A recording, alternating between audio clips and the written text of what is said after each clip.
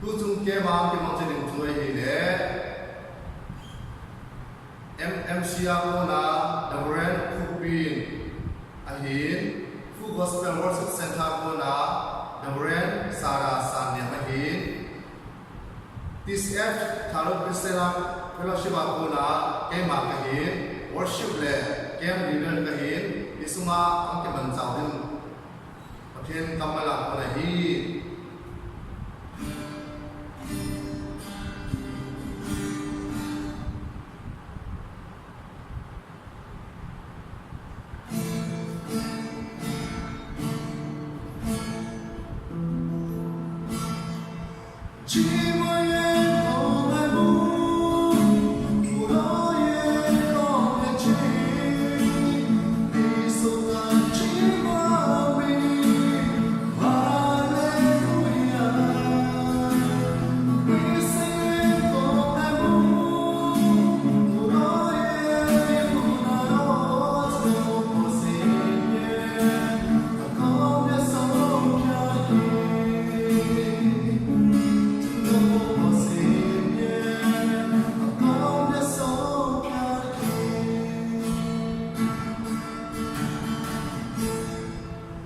bon chawa kema